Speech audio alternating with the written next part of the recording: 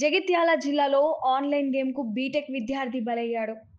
జగిత్యాల విద్యానగర్‌కు చెందిన రాహుల్ ఉరివేసుకొని ఆత్మహత్య చేసుకున్నాడు. ఆన్‌లైన్ గేమ్‌కు బానిసై చదువుకు దూరమై ఇంటి వద్ద ఉండడంతో తండ్రి మందలించాడు.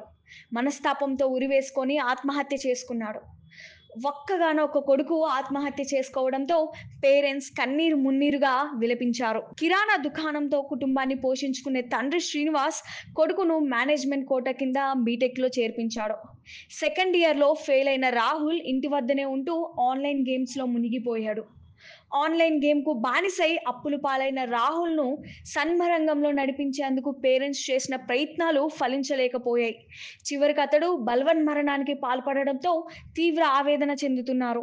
యువకుల ప్రాణాలను బలికొంటున్న ఆన్‌లైన్ గేములపై ప్రభుత్వం కఠిన చర్యలు తీసుకోవాలని స్థానికులు కోరుకుంటున్నారు. ఆన్‌లైన్ గేమ్‌తో యువకుడు ఆత్మహత్యపై పోలీసులు కేసు నమోదు చేసి దర్యాప్తు చేపడుతున్నారు. ఈగ రాహుల్ నిన్న సాయంత్రం తన రూమ్లో ఉరివేసుకొని చనిపోవడం జరిగింది.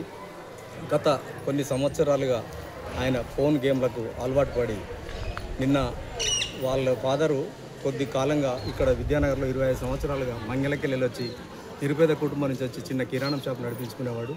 అయినా పిల్లలు ఉన్నత చదువులు చదివించడానికి చాలా ప్రయత్నం చేస్తున్నాడు. ఈయన మల్లారెడ్డి కాలేజీలో కూడా బీటెక్ సీటు కొని చదివిస్తుంటే కూడా ఈ అబ్బాయి సరిగా చదవలేదు. రెండో ఇయర్లోనే ఫెయిల్ అయిన తర్వాత ఇంటికి వచ్చి ఈ ఆన్లైన్ గేమ్లకు అలవాటు పడి ఇలా చేసుకోవడం జరిగింది. ఇలా చేసుకొని మొత్తం విద్యానగర్ అంతా శోక సముద్రంలో మునిగిపోతుంది. ఇట్లాంటి గేమ్లకు అలవాటు పడి యువత చాలా ఇట్లాంటి మరణాలకు గురవుతున్నారు. ఇవి కేంద్ర రాష్ట్ర ప్రభుత్వాలు ఈ ఆన్లైన్ గేమ్లను వెంటనే బ్యాన్ చేయాలని మేమందరము కోరుతున్నాం. షేర్ చేయండి, లైక్ చేయండి, సబ్స్క్రైబ్ చేయండి. మరిన్ని వీడియోల కోసం బెల్ సింబల్ పై క్లిక్ చేయండి.